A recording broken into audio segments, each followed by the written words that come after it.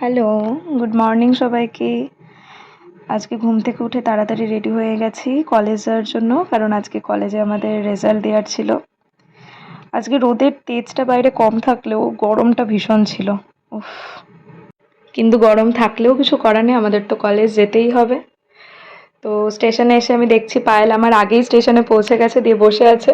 আর ওর video নিতেও একটু লজ্জাও পেয়ে গেছে, দেখো। তারপর ট্রেনে উঠে আমার আরও দুই বান্ধবীর সাথে দেখা হয়ে গেল। আর বান্ধবীরা যখন একসাথে থাকা হয় তখন গসিপ হবে না, এটা তো হতেই পারে না। আর সত্যি বলতে আমাদের এই সেমিস্টারে প্রায় কলেজ যাওয়াই হয়নি। তো অনেক দিন পরে আমরা কলেজ যাচ্ছি আবার একসাথে।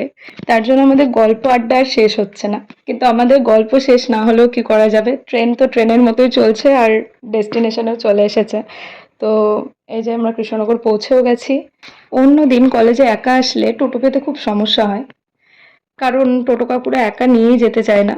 নয় ভাড়া বেশি চায়, নইলে বলে যাব না। কিন্তু আজকে সেই সমস্যাটা হয়নি, কারণ আজকে আমরা 4 জন ছিলাম। আর তারপর আমরা টোটো করে হাহাহিহি করতে করতে এই যে আমাদের কলেজে পৌঁছে গেছি। এই যে আমাদের ডিএল কলেজ।